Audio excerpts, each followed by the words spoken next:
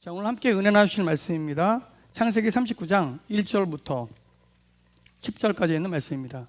제가 가진 성경책으로는 구약 성경 61페이지에 있습니다. 창세기 39장 1절부터 10절입니다. 봉독해 드리도록 하겠습니다. 요셉이 이끌려 애굽에 내려가매 바로의 신하 친위대장 애굽 사람 보디발이 그를 그리로 데려간 이스마엘 사람의 손에서 요셉을 산이라.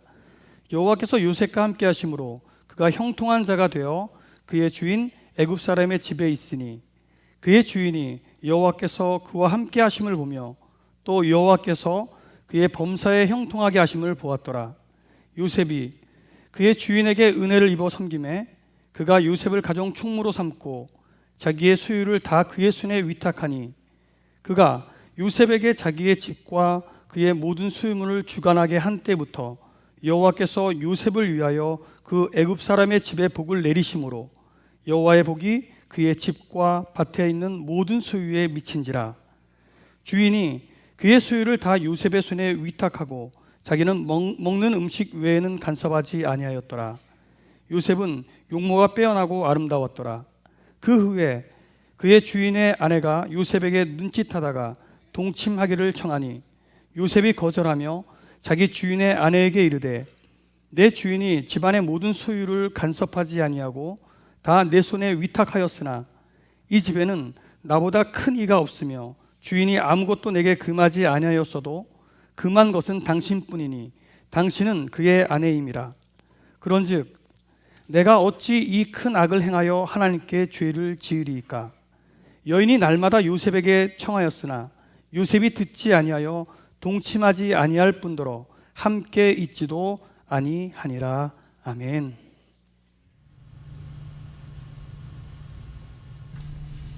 네다섯 살 아이들 앞에 좋아하는 사탕이나 과자를 놔두었다.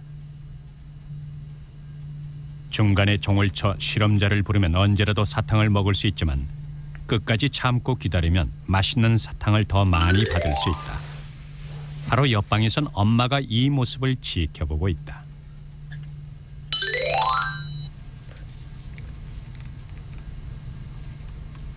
이것은 아이들이 충동을 얼마나 자제할 수 있는지 알아보는 실험이다. 더 많은 사탕을 받기 위해서는 눈앞의 유혹을 이겨내야 한다.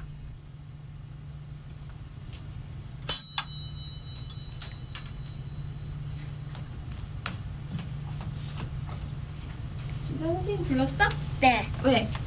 뭐예요? 젤리 지금 먹고 싶어서? 네. 왜 젤리 보고 있으니까 먹고 싶어서 기다리기가 어려워? 네. 못 참겠다. 기다리지 못하고 바로 종을 치는 아이도 있고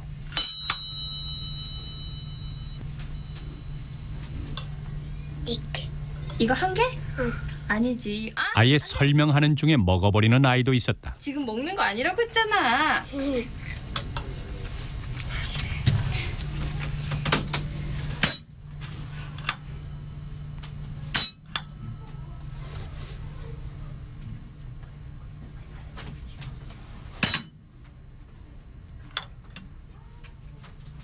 시환이 종 쳤어? 선생님 부른 거야? 응. 이거 먹고 싶어 지금? 응. 알았어 먹어. 왜 선생님 나가자마자 종 쳤어? 건강이 오려고. 기다려. 네.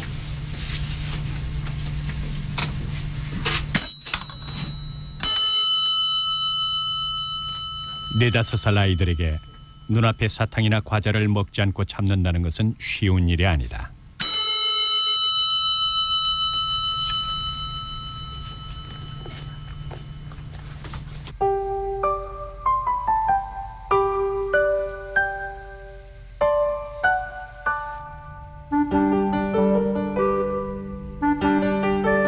한 알의 초콜릿을 눈곱만큼씩 떼어 먹으며 10분을 버틴 아이도 있었다.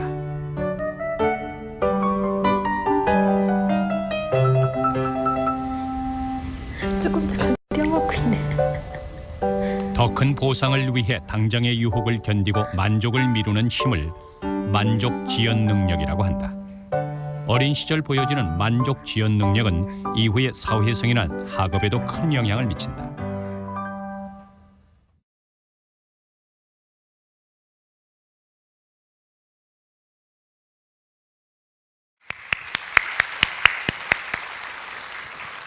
영상 재밌게 보셨죠? 예, 1960년대 중반에 스탠포드 대학의 그 월터 머샬이라고 하는 박사님을 중심으로 한 가지 연구가 진행되었습니다. 이름하여 마시멜로 테스트라고 하는 그 아주 유명한 그러한 심리학의 그 시금석과 같은 그런 연구가 있었는데, 그 연구의 내용은 이런 것이었습니다. 3살에서 4살 정도의 아이들의 앞에 아이들이 가장 좋아하는 그 마시멜로를 비롯해서 사탕, 초콜릿 같은 걸 놓고 10분 동안 그것을 먹지 않으면 선생님이 2개 혹은 그 이상의 초콜릿을 줄 테니까 한번 참아보라 라고 하는 것이었습니다. 그러니까 그것을 그 만족 지연 능력이라고 합니다. 더 큰 만족을 위해서 오늘 내 눈앞에 있는 그 유혹을 억제할 수 있는 능력, 다른 말로 말하면 자제력이라고도 우리가 표현할 수가 있는데, 이것이 훗날 성인이 되었을 때 그 아이들의 인격 성장과 그리고 사회에서의 성공과 굉장히 밀접한 관계가 있다고 하는 그런 전제하에서 진행된 그러한 실험이었습니다. 그 마시멜로 테스트를 통해서 참 많은 것들이 밝혀졌는데, 이 마시멜로 테스트에서 잘 테스트를 통과한 아이들, 이겨낸 아이들은 물론 태어날 때 가지고 나온 자질도 중요하지만 그 아이들의 본성도 중요하지만 부모님과의 관계 속에서 어떤 교육을 받고 어떠한 생활을 해왔는지가 직접적인 영향을 미쳤다는 것을 알게 되었다는 겁니다. 여러분, 이제 우리 앞에 사탕은 더 이상 유혹의 대상이 아닙니다. 아니요, 저는 사탕 먹으면 우리 집사람한테 맞아 죽습니다. 제가 당뇨가 좀 있어가지고. 그러나 분명히 사탕을 대신하는 많은 유혹들이 우리 앞에 오늘 이 시대에 우리의 삶의 현장에 있는 것을 우리가 알고 있습니다.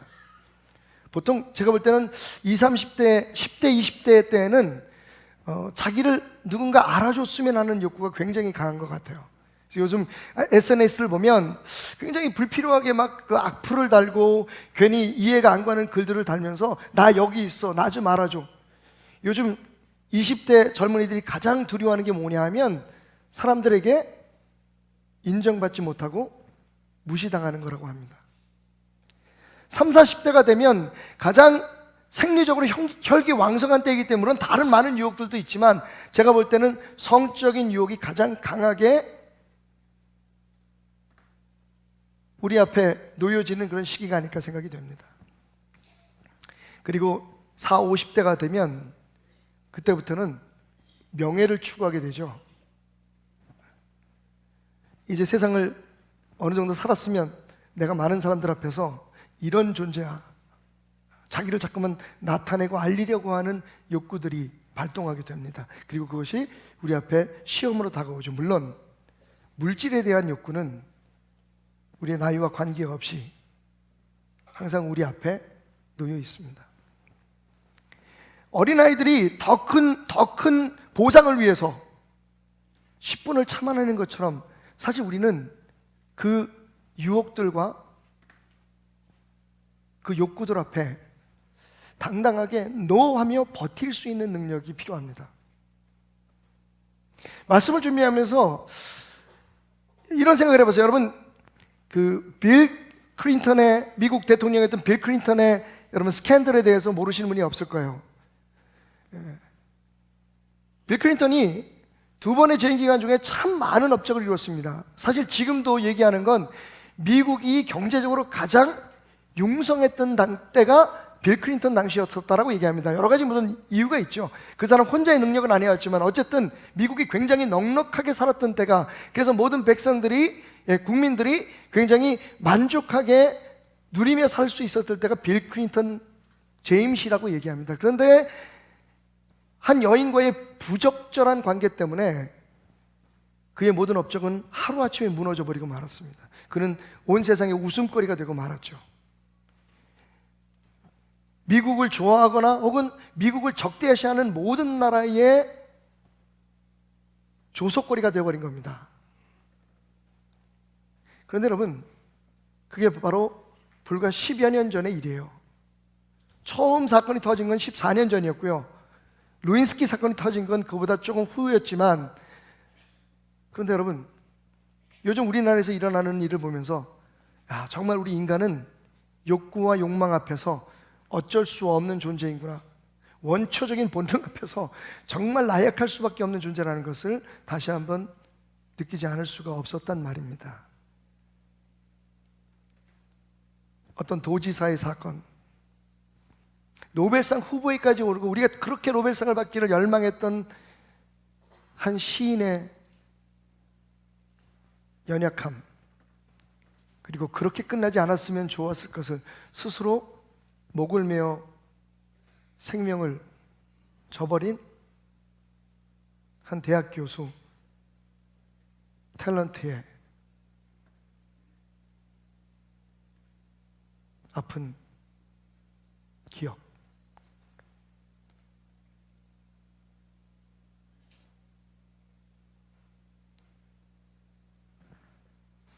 우리는 왜 이렇게 욕구와 욕망 앞에서 약한 걸까요? 당장 눈에 보이지 않고 드러나지 않는다고 하는 이유 때문에 우리는 앞으로 다가올 상상할 수 없는 상처와 아픔들, 여러분 기억하시죠? 그렇게 자기 자리를 물러나고 그리고 스스로 목숨을 끊은 사람들이 다 한 가지로 하는 얘기가 뭡니까? 아들에게 미안하다, 부인에게 미안하다. 여러분, 그런데 우리가 그런 사람들을 향해서 미안할 짓을 왜 하냐 이 바보야 라고 얘기할 자격이 있느냐는 말입니다. 거절 연습이라고 하는 시리즈의 두 번째 시간입니다. 성경을 읽다가 이 거절이라는 말이 언제 가장 먼저 성경에 등장했을까 찾아보니까 바로 오늘 본문 말씀이었어요. 잠을 자자고 성적으로 유혹하는 주인 마님, 마님이라고 표현하기가 이상한가요? 주인 여자에게 내가 하나님 앞에 죄를 지을 수 없습니다. 그리고 나를 신뢰하고 모든 것을 나에게 맡긴 내 주인, 당신의 남편을 배신할 수 없다라고 말하면서 그 유혹을 거절했던 요셉의 이야기가 성경에 나오는 거절이라는 단어를 처음 우리에게 만나게 하는 사건이었다는 거죠. 자, 그런데 중요한 게 있습니다. 요셉이 거절하며 자기 주인의 아내에게 이르되 라고 말하는 이 말씀의 거절이라는 동사 위에, 거절하다 라고 하는 동사 위에 돼지꼬리 같은, 히브리어로 보면, 히브리 원어 성경으로 보면 돼지꼬리 같은 이상한 부호가 하나 붙어 있더라는 겁니다. 한번 따라해 보십시다. 샬쉐레트, 샬쉐레트. 발음이 좀 엉켜도 괜찮습니다. 어차피 우리나라 말 아니니까. 샬쉐레트라고 하는 부호가 있는데, 여러분 잠시 이 언어에 대해서 말씀드리면, 히브리어는 원래 하나님 앞에 예배를 드리기 위해서 사용했던 언어입니다. 그래서 우리가 이렇게 말하는 것처럼 우리 한국말도 사실은 어떤 강조할 때 강조점이 있고 소리가 커지기도 하고 작아지기도 하지만 원래 문장 자체의 그런 표기는 없죠. 그죠? 말하는 사람의 기분이나 태도에 따라서, 그죠? 그리고 내가 전달하고 싶은 그런 내용에 따라서 제가 말을 작게 할 수도 있고 크게 할 수도 있고, 강조할 때는 큰 소리를 칠 때도 있고 또 어떨 때는 좀 멈출 때도 있고, 이건 개인의 성향에 그리고 습관에 기인한 그런 것인데, 히브리어 같은 제어에는요 중국말처럼 높낮이가 있어요. 마치 하나의 악보 같은 거죠. 아마 여러분 익숙하실 겁니다. 중동 지방을 여행하시는 분들은 아잔이라고 하는 그 기도의 시간에 들려오는 그 이슬람 사제들의 꾸란을 읽는 목소리가 들릴 거예요. 거의 노래하듯이 부릅니다. 예를 들면 주기도문을 가지고 만약에 제가 한다면 이런 거죠. 하늘에 계신 우리 아버지여, 이름이 거룩히 받으시옵시며, 이런 식으로 사실은 그냥 문장 같은데 그 문장을 노래처럼 감정을 넣고 그리고 그 뜻을 특별히 강조하기 위해서 붙는 부호가 27개가 있습니다. 그 중에서 샬쉐라타고 하는 이 부호는 사실은 히브리 성경을 공부하는 사람들은 문법책에도 잘 안 나오는 부호입니다. 왜? 성경에 딱 4번 나오기 때문에. 그것도 모세오경에만 4번 나와요. 그런데 사실 이걸 배우지 않으면 문제가 있어요. 이 샬쉐라타고 하는 그 부호는 어떤 의미를 갖냐면 음악 악보에 말하면 도돌이표예요. 그 단어를, 그 모든 이야기 속에 그 단어를 다시 한번 반복해서 곱씹고 그 의미를 되새겨라 라고 하는 뜻을 가지고 있어요. 동사에만 붙는데 앞에 붙거나 뒤에 붙을 때는 그냥 짝대기를 쭉 긋습니다. 그러면 우리 도돌이표처럼 노래 부르다가 반복해서 불러야 되는 부분이 있잖아요. 점 2개 찍고 줄 2개 있는 것처럼 앞뒤로 쌓여있는 그 부분을 다시 외우고 다시 되돌아가서 부르는 것처럼 이 샬쉐레트가 붙어있는 그 단어를 반복해서 읽으라는 거죠. 그리고 그 의미를 깊이 되새겨봐라. 이게 동사 위에 붙을 때는 돼지꼬리 혹은 스프링처럼 체인처럼 생겨서 영어로는 체인 부호라고 얘기를 합니다.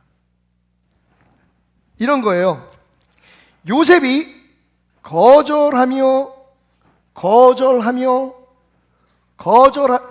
원래 이렇게 제사장 읽으면요 성도들은 아멘 하는 거예요. 네. 한 번만 딱 봐드립니다. 요셉이 거절하며 여러분 이 이야기의 가장 중요한 게 뭐예요? 거절하는 거예요. 맞습니다 여러분. 이 요셉의 스토리 가운데 가장 중요한 게 거절하며이기 때문에 그 위에 샬쉐레타라고 하는 부호가 딱 붙어 있는 거예요. 하나님은 하나님의 사람으로 사는 우리들이 하나님과 함께함을 통해서 하나님이 복 주심을 통해서 복 받기를 원한다면 이러한 유혹 앞에 거절해라. 거절해라 라고 말씀하고 있는 거예요. 그래서 이 모세오경을 읽을 때 제사장이 읽든지 아니면 성도들이 읽든지 그 부분을 계속해서 반복적으로 읽었습니다. 여러분, 거절은 하나님의 축복이 우리에게 임할 뿐만 아니라 그 축복이 우리의 삶에 머물러 우리가 누릴 수 있게 하는 중요한 열쇠입니다. 샬쉐레트가 붙어 있어요. 아주 신앙생활에 있어서 중요한 축복의 단서가 된다는 거예요. 여러분 부디 지금 여러분 앞에 어떠한 유혹이 놓여 있는지 모르지만 그 유혹으로 인해서 우리 자신의 삶과 평생 살아왔던 우리의 인생을 무너뜨리거나 혹은 정말 사랑하는 사람들의 마음속에 못을 받거나 상처를 주거나 교회의 명예와 신성성을 무너뜨리고 우리가 함께 살아가는 이 사회에 고통을 주고 수모와 수치를 겪게 하는 유혹이 있다면 주님의 이름으로 거절하시기 바랍니다. 거절하시기 바랍니다. 그게 하나님의 뜻이에요. 여러분 가만히 보면 어쩌면 요즘 우리 주변에서 일어나는 미투 운동하고 조금 맥락을 같이 하는 것 같아요. 원래 그래서 준비한 건 아닌데 하나님께서 그렇게 예비시켜 준 것 같아요. 여러분 요셉의 경우 이것을 거절하지 말아야 할, 거절할 수 없는 여러 가지 이유가 있었겠죠. 일단 이건 권력형 성폭행이에요. 성추행이에요. 왜? 주인의 부인이에요. 주인이 없을 때는 그녀가 왕이에요. 게다가 요셉은 27살에 주변에 피부치라고는 하나도 없는, 아무것도 의지할 수 없는 노예 청년이에요.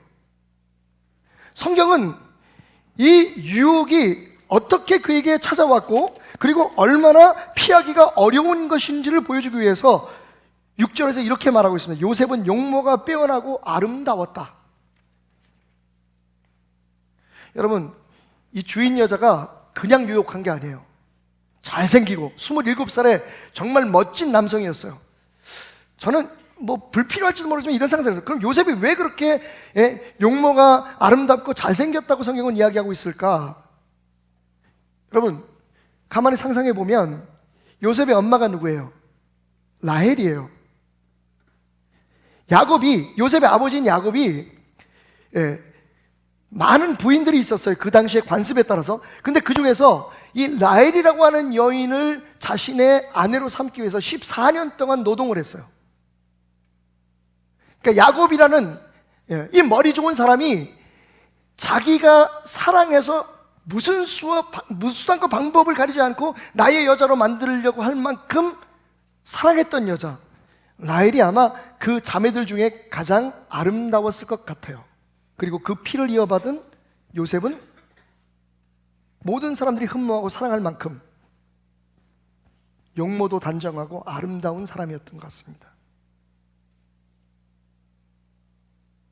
27살이잖아요. 어찌 보면 잠시일지 모르지만 어차피 내 인생 앞날 몰라요. 내가 노예인데 지금, 그것도 형제들에게 팔려서 노예로 살아가는 입장에서 지금 당장 내가 내일, 일주일, 한 달 후에 무슨 일이 벌어질지 몰라요. 그냥 젊은 날의 혈기를 불태우고 그 유혹을 받아들이기만 하면 이 요셉에게는 어쩌면 새로운 인생이 시작될지도 모른다는 가능성이 있었어요. 근데 요셉은 그것을 거절합니다. 이렇게 말하면서요, 내가 어찌 나를 믿고 모든 것을 내게 맡긴 주인을 배반하며 하나님 앞에서 죄를 범할 수 있겠습니까? 이건 단순히 윤리적인 문제가 아니라는 거예요. 책임의 문제가 아니라는 거예요. 이건 신앙의 문제인 거예요. 사랑하는 여러분, 그 유혹을 거절하면 거절하는 만큼, 그것이 물질이든지 아니면 그것이 명예이든지 아니면 그것이 성적인 자극이든지, 여러분 그 유혹을 물리치면, 거절하면 하나님의 축복이 함께할 줄 믿습니다. 여러분 39장에 계속 반복되는 한 가지의 그 단어를 여러분 기억하십시오. 요셉이 형통한 이유가 뭐다? 여호와께서 함께 하심으로. 요셉 때문에 하나님께서 그 보디발의 집을 축복하신 이유가 뭐다? 여호와께서 함께 하심으로. 이 사건으로 인해서 주인 여자를 거절했는데 누명을 쓰게 돼요. 이 여자가 아마 모멸감을 느꼈는지 아니면 후환이 두려웠는지 요셉에게 연애를 하자고 자꾸만 붙드는데 요셉이 그 붙든 옷을 벗어버리고 도망가 버렸어요. 여러분 여기서 중요한 교훈 하나를 얻으십시오. 도망갈 때는 옷을 꼭 챙겨가십시오. 흔적을 남기지 마십시오. 그것 때문에 요셉은 옥에 갇히게 됩니다. 그런데 여러분 성경은 뭐라고 얘기해요? 39장 마지막에 가면 요셉이 옥에 갇혔는데도 사랑을 받았다고 얘기합니다. 이유가 뭐라고요? 여호와께서 함께 하심으로. 여러분 논리는 간단해요. 우리가 우리의 힘으로 어떻게 하든지 아등바등 살아가면서 이 세상에서 승리하고 잘 살고 우리가 원하고 바라는 모든 삶을 누릴 것인가, 아니면 하나님께서 부어주시는 축복으로 살 것인가? 이 두 개의 선택 사이에 뭐가 있느냐? No! No라고 하는 말이 있다는 거예요. 우리 앞에 있는 아무리 달콤하고 아무리 자극적인 유혹이라도 하나님이 우리와 함께 하시기 위해서 우리가 거절해야 될 유혹이 있다는 것을 기억하시기 바랍니다. 자, 그렇다면 거절해야지. 그런데 그게 쉽습니까? 쉽지가 않아요. 그래서 우리가 알아야 될 두 가지의 중요한 사실이 오늘 본문 말씀에 있습니다. 첫째는 한번 따라합시다. 만약의 계획. 이게 만약의 계획이라는 것이 하나의 개념입니다. 만약의 계획을 가지자. 함께 따라해 보겠습니다. 만약의 계획을 가지자. 영어로는 if then implementation plan이라고 해요. implementation을 이행하다, 실행하다는 거잖아요. 그러니까 쉽게 if then plan이라고 기억하시면 되겠습니다. 만약의 계획이에요. 이게 뭐냐? 오늘 본문 말씀에 보면 요셉이요, 그 여인이 날마다 요셉에게 청하였다. 처음에는 눈길만 줘요. 눈짓만 줘요. 여러분, 모든 유혹이 그렇게 다가옵니다. 그러다가 이 여인이 함께 자자라고 입으로 verbally, 말로 요청을 해요. 직접적으로 이제 요청이. 처음에는 눈으로 보는 간접적인, 귀로 들리는 간접적인 유혹만 오다가 이제는 이 여인이, 사탄이 이 여인을 통해서 직접적으로 너 나하고 자자라고 얘기합니다. 그러면 아마 거기에 여러 가지 조건이 붙었을 거예요. 그러면 너 오늘부터 인생 펴는 거야. 내가 너한테 잘해줄게. 뭐 아니면 내가 엄청난 재산을 줘서 널 자유롭게 해줄게. 그리고는 그 다음엔 어떡합니까? 그걸 거절하니까 계속해서 매일매일 요셉과 자자고 합니다. 그리고 마지막 단계는 뭐냐면 옷을 붙들고 늘어져요. 이렇게 유혹은요, 적극적이고 지속적으로 우리에게 밀려옵니다. 그런데 요셉이 그때 어떻게 했느냐? 요셉이 듣지 아니하며 동침하지 아니할 뿐더러 함께 있지도 아니했다. 여러분, 이건 그냥 되는 게 아닙니다. 이미 유혹이 닥쳐왔을 때, 우리가 유혹에 노출됐을 때 그때 내가 이겨내야지, 우리의 힘으로 이겨내야지. 안 됩니다. 그게 어떤 종류의 유혹이든지 간에 여러분, 지금 우리가 문제가 되는 여러 사람들에 대해서 단순하게 비난만 할 수 없는 건 우리 안에도 그런 유혹들이 있기 때문입니다. 근데 많은 사람들이 유혹이 닥쳐오면 그걸 내가 이겨내야지, 그걸 거절해야지 라고 생각합니다. 그런데 여러분, 오늘 요셉 같은 경우를 보십시오. 듣지도 않고 잠도 실제적으로 같이 자지 않고 어떻게 했다고요? 심지어는 함께 있는 자리를 피했다는 겁니다. 이건 요셉이 작정하고 그 여인의 유혹을 거절하기 위한 전략을 세웠다는 거예요. 그것이 바로 이름하여 if then plan입니다. if then implementation plan. 이게 만약의 계획이라는 것은 피터 골위처와 가브리엘 웰링겐이라고 하는 분이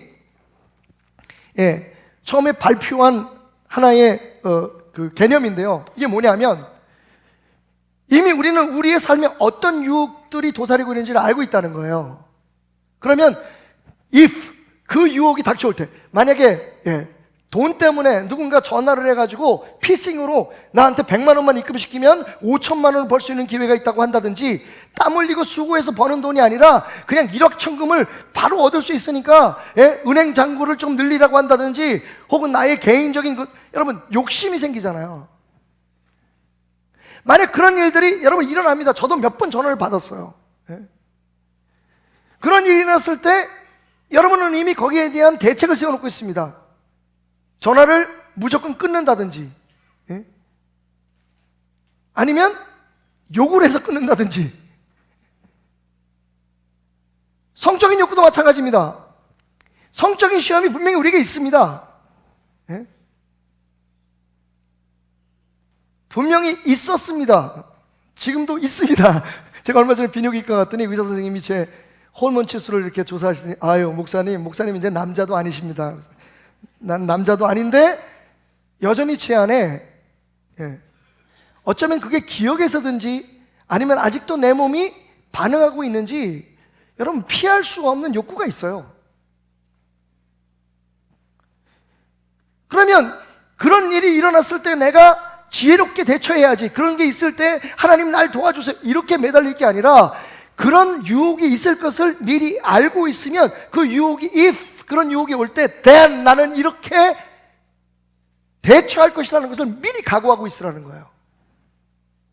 준비하고 있으라는 거예요.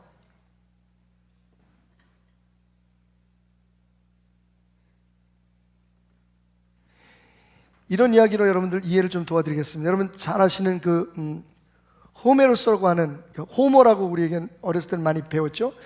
호모의 그 인류 최초의 서사시라고 그러죠. 일리아드 오디세이에 보면, 오디세이아라고 하는 서사시에 보면 오디세우스라고 하는 한 영웅의 이야기가 있습니다. 길고 길었던 트로이 전쟁이 끝나고 오디세우스가 집으로 돌아갑니다. 그런데 집으로 돌아갈 때 사람들이 그에게 경고를 하죠. 당신이 집으로 돌아가는 그 길목에 바다를 헤쳐서 항해를 할 때 거기에 사이렌이라고 하는 섬을 지나게 될 것이다. 여러분, 이 사이렌 왱 하는 사이렌이 거기서 온 겁니다. 이 이야기에서 나온 거예요. 그런데 그 사이렌에는 상체는 인간이고 하체는 새인, 하체는 바다새 모양인 괴물들이 있는데 이 괴물들이 얼마나 아름다운 소리로 노래를 부르는지 모릅니다. 그래서 많은 배들이 그 앞을 지나가다가 그 사이렌의 노랫소리에 매혹돼서 끌려가다가 배가 암초에 부닥치고 돌에 부닥쳐서 파손이 되고 사람들이 물에 빠져서 허덕이면 그 사이렌에는 괴물들이 와서 그 선원들을 잡아먹는다는 거예요. 당신도 그 앞을 지나가게 될 터이니 가지 마시오라고 얘기합니다. 그때 이 오디세우스가 지혜를 내죠. 집에는 가야 되잖아요. 자기와 함께한 모든 병사들과 함께 집에를 돌아가야 되는데, 고향으로 가야 되는데 이게 무서워서 못 갈 수가 없다는 거예요. 그래서 계획을 세우죠. 모든 선원들의 귀에 밀랍, 양초로 귀를 막습니다. 그 사이렌 바닷가를 지나갈 때에 귀를 막게 하죠.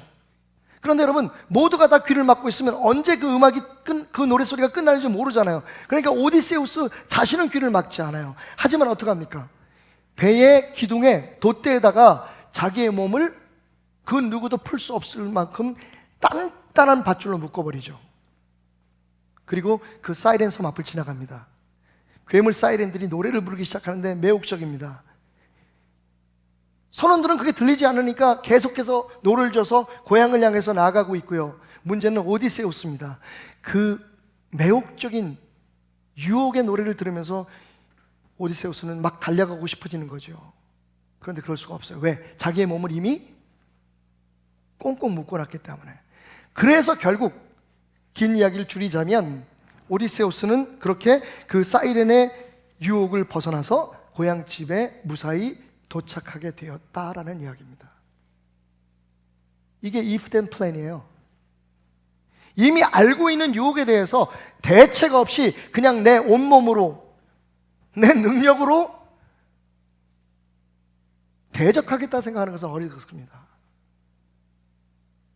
그래서 미리 결심을 하고 계획을 세워야 돼요. 이 사이렌 이야기가 나중에 독일로 가서 여러분이 잘 아시는 로렐라이 언덕이라고 하는 그런 신화로 탈바꿈을 하게 되죠. 그리고 거기에 나오는 그 로렐라이의 요정들은 하체가 새가 아니라 물고기 꼬리를 갖게 됩니다. 그래서 인어의 전설이 시작되죠. 저는 어렸을 때 그 윤영주 장로님께서 불렀던 그 로렐라이 언덕이 기억납니다.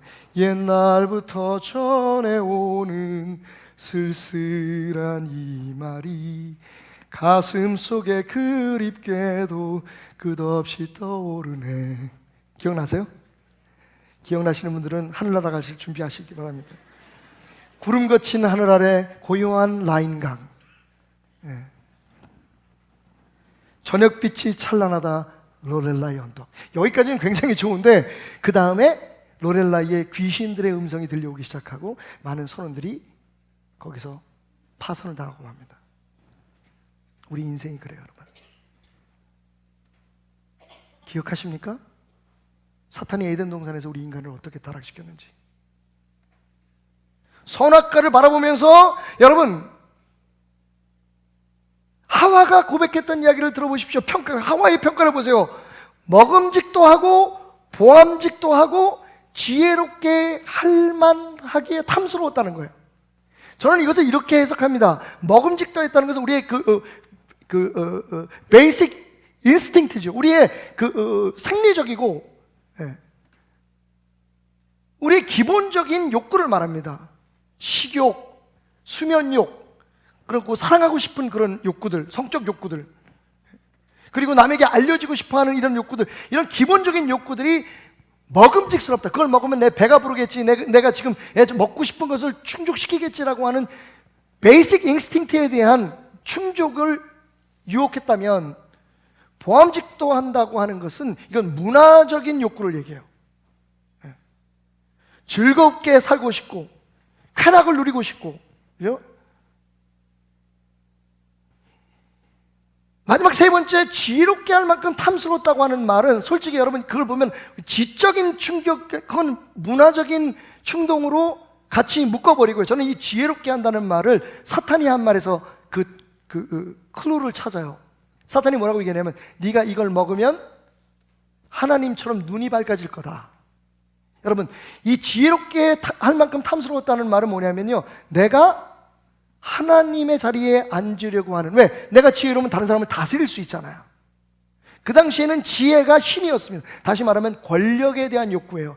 여러분, 인간에게는 이 세 가지가 지금까지도 따라붙고 있습니다.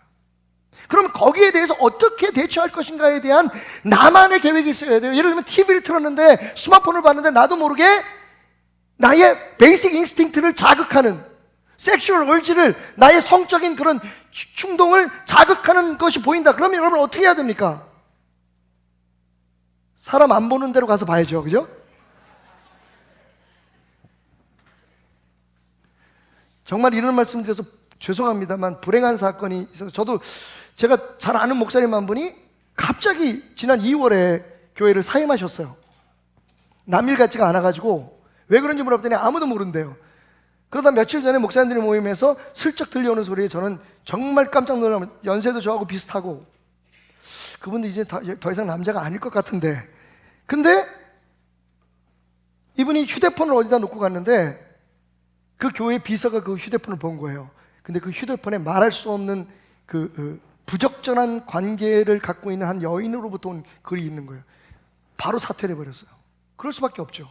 교회를 살려야 되니까. 저는 왜냐하면 제가 굉장히 개인적으로 좋아하고 굉장히 괜찮다고 생각했던 목사님이었거든요. 제 자신의 온매무새를 다시 한번 바로 잡을 수밖에 없는 순간이었습니다. 저는 그분 비난할 수 없어요. 단지 제 자신을 돌아볼 수밖에 없어요. 여러분, if then 플랜을 가지고 계셔야 돼요. 만약에 내가 막 노력하지 않고 애쓰지 않고 떼돈을 벌 수 있다라고 하는 그런 나의 욕구와 돈, 뭐 이런 세상의 어떤 물질에 대한 욕구가 내게 올 때, 그런 요구가, 그런 유혹이 올 때 나는 그것을 어떻게 거절할 것인가? 안 돼. 땀 흘려서 번 돈이 진짜 돈이야. 뭐 그렇게 해서 그걸 잘라버린다든지 뭔가 나름대로의 계획이 있어야 돼요. 준비가 돼, 각오가 있어야 된다는 겁니다. 그렇지 않으면 여러분, 아니 그 사기치고 그 유혹하는 사람들이, 우리가 흔히 말하는 꽃뱀들이 먹이가 있으니까 달려들지요. 그 사람들 그게 직업이라면 그거 가지고 살려면 어떻게 하든지 걸려드는 사람들이 있어야 되는 거 아닙니까? 근데 그 걸려드는 사람 속에, 그 범주 속에 우리 모두가 다 들어가 있다는 거예요. 아무리 각오해도 아무리 해도 안 됩니다. 구체적인 대책을 가지고 있어야 돼요. 오늘 이 자리에서 좀 조심스럽지만 아버님 얘기를 잠깐 하려고 해요. 아버님에 대해서 여러분 너무 좋은 기억들 많이 가지고 계시고 그분을 존경하고 저도 굉장히 존경하는 목사님이기 때문에 좋은 부분 말고 한 가지 제가 뼈저리게 느끼고 제 나름대로 어린 시절에 가졌던 if then plan에 대해서 여러분에게 말씀드리려고 해요. 저희 아버님은 다 모든 정말 대단하셨어요. 하나님 앞에서 그분의 태도는 우리 모두가 다 본받아야 될 거예요. 제가 6월 달쯤에 아버님이 하셨던 메시지들을 다시, 우리 박덕종 목사님의 메시지를 제가 다시 이 시대의 메시지로, 저의 메시지로 바꿔서 한번 여러분과 나누려고 해요. 정말 우리의 기억 속에, 우리 마음 속에 남아있는 분입니다. 그런데 그분에게 약점이 몇 개 있었어요. 그 중에 하나가 명예입니다. 저희 어머님이 알다시피 여러분 살아오시는 과정이 이렇게 평탄치가 않으셨어요. 거의 고아처럼 사셨고, 그래서 그 아픔 때문에 500명의 고아들을 마산해서 우리 어머님이 직접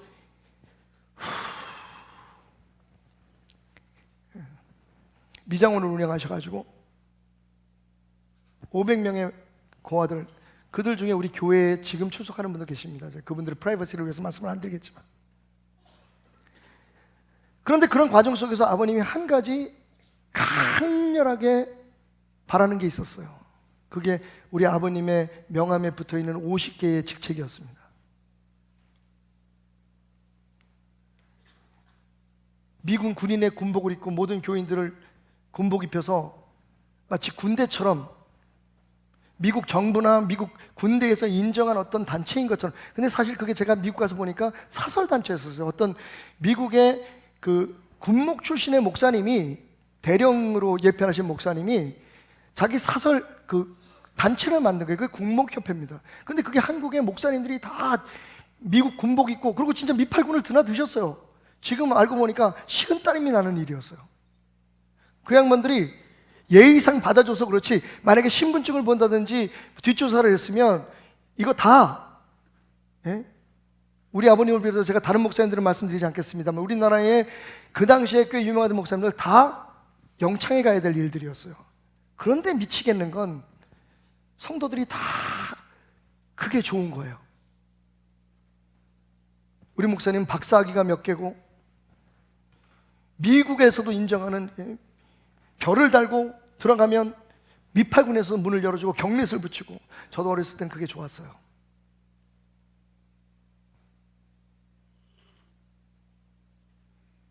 이제 와서 저는 아버님을 이해합니다. 근데 이해하는 것과 제가 그런 아버님의 아픔을 통해서 배운 게 있어요. 그건 다릅니다. 여러분 알다시피 제가 여러분들에게 선언했잖아요. 나는 어디서든지 대표회장이나 회장이라는 이름을 절대로 갖지 않겠다. 여러분, 제가 겸손해서 아니에요. 아버님 얘기했으니까 제 약함도 얘기할게요. 얼마 전에 러시아에 신학교 강의를 위해서 이건희 목사님 함께 동행했습니다. 공항에 내리는데 저를 알아보는 사람들이 있는 거예요. 예. 그래서 막 목사님 연락처, 뭐 목사님 어디서 보고 뭐 어떻고 막 얘기를 하는 거예요. 그분들이 가고 난 다음에 이건희 목사님이 오더니 저한테 그러는 거예요. 우와, 목사님, 우리 목사님 이렇게 유명한 분인지 몰랐다고. 그 사람이 원래 그렇게 니글거리잖아요. 근데 여러분, 솔직히 말씀드릴까요? 저 기분 나쁘지 않았어요. 그리고 일본에 갔는데 저를 알아보는 사람이 있는 거예요. 제주도 공항에서 나를 알아보는 사람이 있는 거예요. 와우, 대박.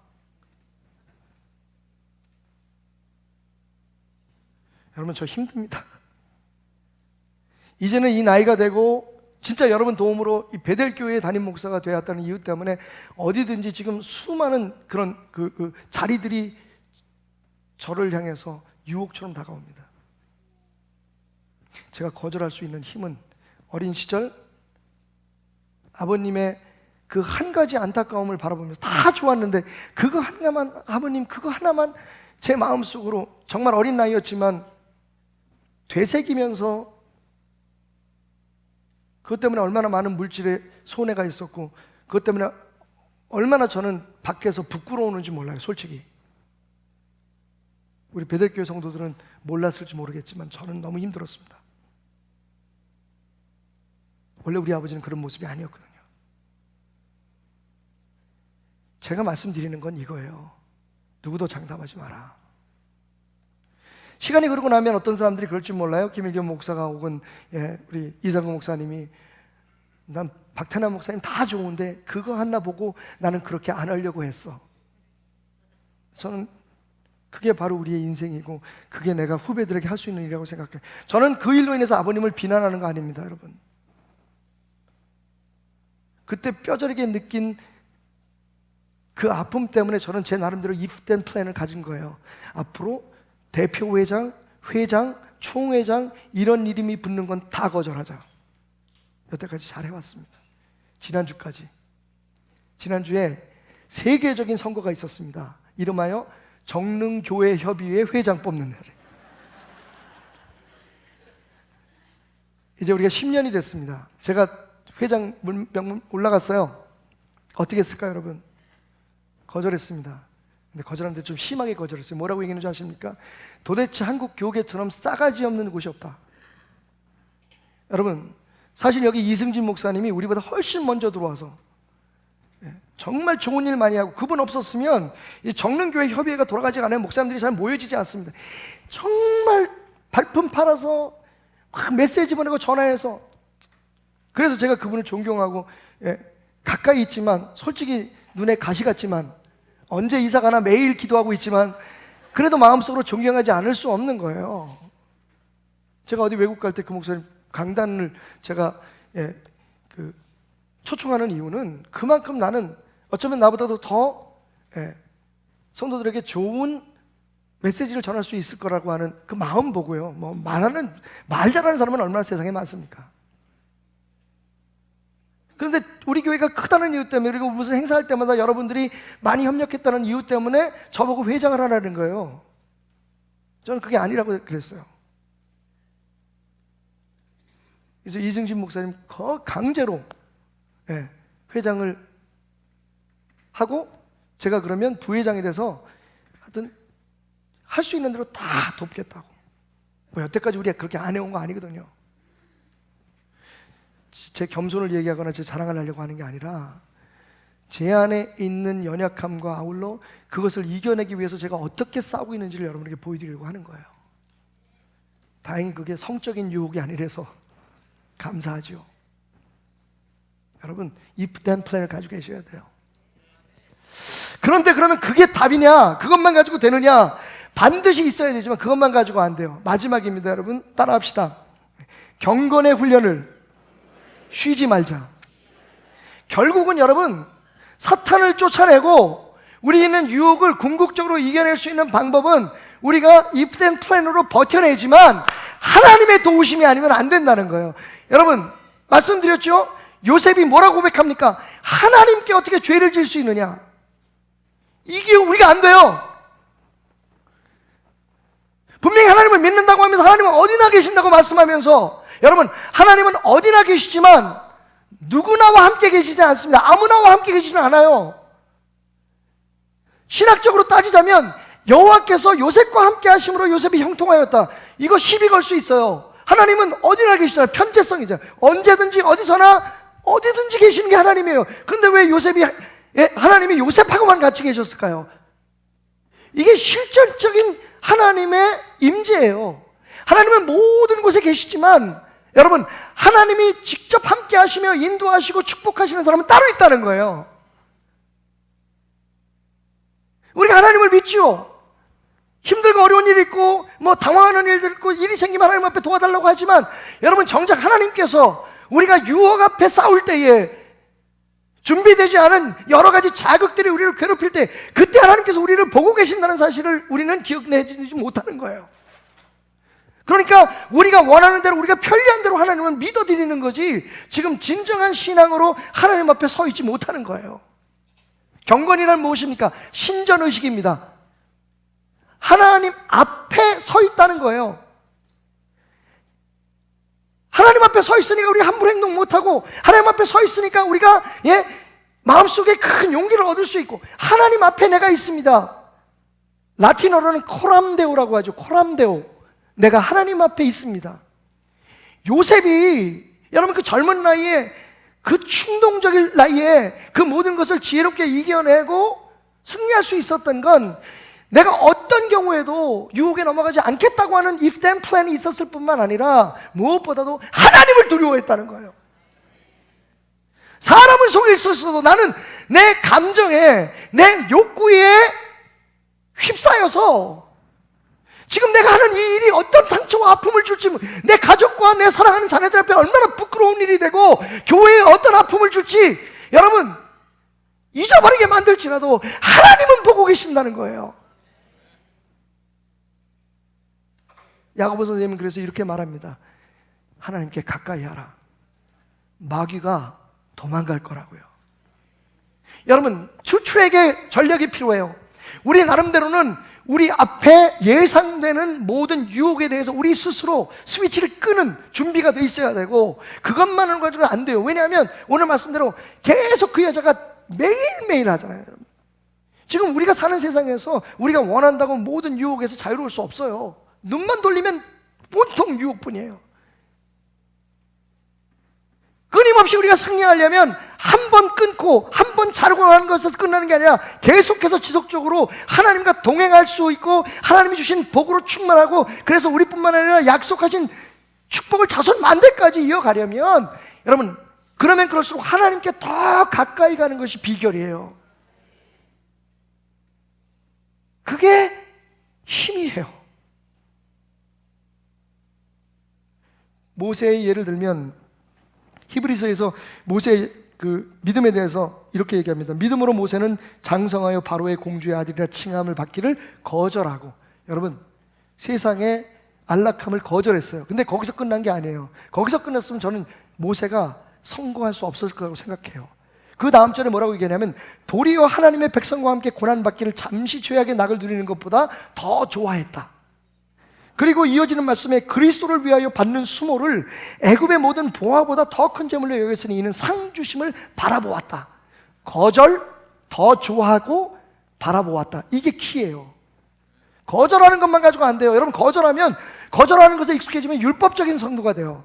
난 이거 안 했다, 난 저거 안 했다. 그럼 다른 사람들을 비판하게 돼요.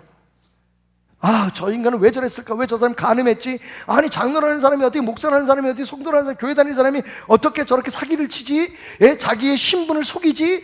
예? 여러분, 내가 거절하는 데 익숙해져 있으면 거절하는 것만이 모든 유혹을 피하는 길이라고 생각하고 살면 율법적이 돼요. 이거 안 하고 저거 안 하고 난 이거 안 했으니까 그거 한 너는 죄인이다, 너는 천벌을 받아야 된다고 평가하게 된다는 거예요. 그런데 모세가 다른 게 뭡니까? 거절하고 돌아서서 하나님이 기뻐하시는 것을 더 좋아하고 끝까지 그리스도를 바라보면서 나갔다는 거예요. 여러분 말씀드렸죠? 빛에 가까이면 가까이 갈수록 그림자는 길어집니다. 은혜가 뭔지 알아요? 내 속이 보이는 거예요. 다른 사람 잘못한 게 보이는 게 은혜가 아니에요, 여러분. 여러분, 우리 목사님, 우리 교회는 은혜로워야 됩니다. 그러니까 이 잘못하신 사람, 저렇게 한 사람 다 잘라버립시다, 저 사람 버립시다가 아니에요. 은혜는 내 자신이 보이는 거예요. 제가 기도하지 못해서 그런 것 같습니다. 제가 부족해서 그런 것 같습니다. 세상을 거절하고 하나님께 돌아서서 하나님께로 가게 되면 거기서 우리가 세상을 이길 힘을 얻게 되고 사탄은 물러가게 되는 거예요. 오늘 아침 북한 선교를 하시는 우리 교회 출신의 목사님이, 그분도 제게 주일마다 아침에 정말 제게 힘이 되는 말씀을 하나씩 보내주십니다. 그 가운데는 몇 월 며칠 몇 분의 사역자들이 성경책을 숨기고 북한으로 들어갔습니다. 목사님 기도해 주십시오. 때로는 제가 그 기도하는 거로 힘을 얻어요. 우리가 하고 있는 일이 절대로 헛일이 아니라는 걸 느낄 수 있기 때문이죠. 오늘 아침엔 이런 글이 들어왔어요. 제가 10여 년 전에 갔던 그 평양의 봉수교회, 여러분 이 교회는 진짜 교회는 아닙니다. 외국에서 오는 손님들을 위해서 전시용으로 만든, 그게 증거가 뭐냐면 교회 예배 정규 예배 시간이 없어요. 필요할 때만 모여서 예배 드려요. 또 한 가지 증거가 뭐냐면 거기 어린아이들이 있어요. 여러분 공산당, 특히 조선 인민주의 공화국의 헌법에는 18살 미만의 아이들에게는 종교를 갖게 할 수 없어요. 그러면 그 교회는 어린아이들이 있으면 안 돼요. 근데 어린아이들이 있어요. 화목하게 예배드리는 모습을 연출하고 있어요. 그런 교회를 만들기 위해서 200명의 성분 좋은 가정들을 모았다는 거예요. 그래서 봉수교회에 예배드리는 사람들로 출근을 시킨 거예요. 주일마다, 일요일마다. 무슨 일이 벌어졌을까요? 사람들이 안 나가는 거예요. 재미없잖아요. 가서 조금만 실수하면 다 잡혀갈 텐데. 그리고 외국 사람들을 만나니까 말 한마디만 잘못하면 그냥 잡혀가는 거거든요. 그래서 머리가 아프다, 배가 아프다고 사람들이 빠지기 시작하는 거예요. 그래서 이 북한 정부에서 생각한 게 뭐냐면 추석불 만든 거예요. 추석불 체크했어요. 안 갈 수 없잖아요. 빠지면 또 죽으니까. 그런데 재미있는 건 그 추석부가 2년이 채 안 돼서 더 이상 필요가 없게 됐다는 거예요. 특별히 그 가정에, 선별된 그 가정에 여인네들이 예배 시간 1시간 전에 가서 앉아가지고 찬송을 부르고 말씀을 보기 시작한 일이 벌어진 겁니다. 북한 정부에서 깜짝 놀라서 지금은 몇 개월에 한 번씩 사람들을 아주 통째로 바꿔버립니다. 마니킹을 교체하는 거죠. 믿음이 들어오기 전에 바꾸는 거예요. 신기한 건 그 목사님이 그래서 그걸 보내는 거예요. 이게 예배의 힘입니다.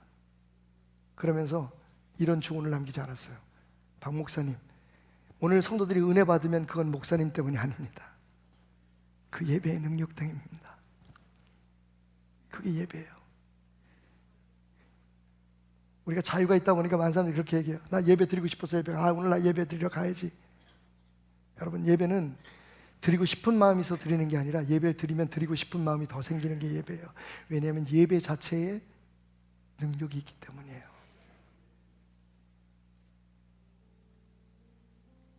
마지막 영상 하나 보겠습니다.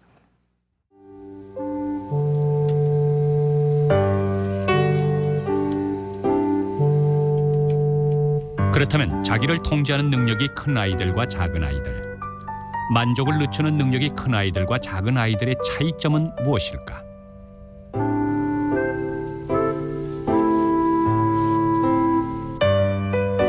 기다리지 못하고 사탕을 금방 먹어버린 아이들의 경우 한 가지 큰 공통점은 사탕에서 눈을 떼지 못한다는 것이었다.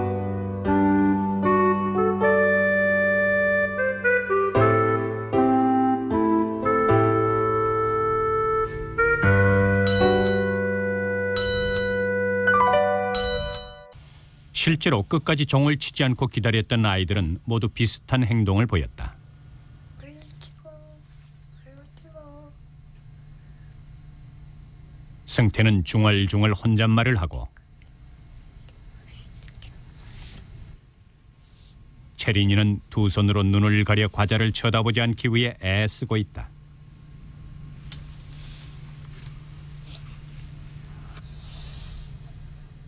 그런가 하면 성민이는 종에 비친 모습을 보며 장난을 치고 있다.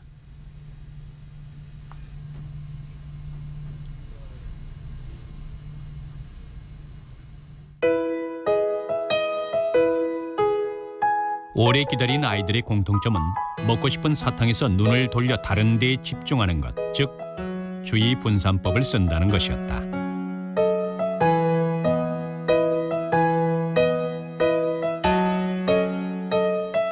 그런데 아이들마다 만족을 지연하는 능력에 차이가 나는 이유는 무엇일까? 연구에 의하면 선천적인 기질 차이 못지않게 중요한 요인이 바로 부모와의 관계다. 바로 부모와의 관계입니다. 그래서 좋은 부모가 되는 게 참 어려운 것 같아요. 여러분,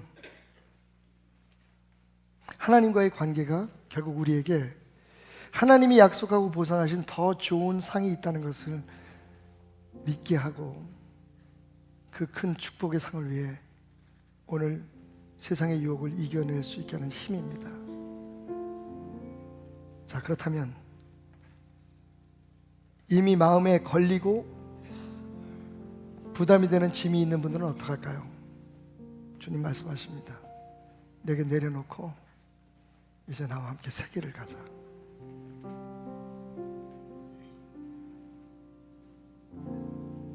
주님께 가까이 하는 것이 세상을 이기는 비결입니다. 여러분, 유혹을 이겨내십시오. 어찌하든 참아내십시오. 어린 아이들도 해내는데 더 큰 상을 위해, 두 개의 사탕을 위해 하늘을 향해 노래를 부르고 자기 눈을 감고 몸부림치는데 어른인 우리는 왜 이렇게 나약해서 사랑하는 사람들의 눈에서 눈물이 나게 만듭니까? 하나님의 마음을 아프게 합니까? 내가 널 위해 십자가에 죽은 이유가 그거냐? 예수님 마음 더 이상 아프게 하지 맙시다.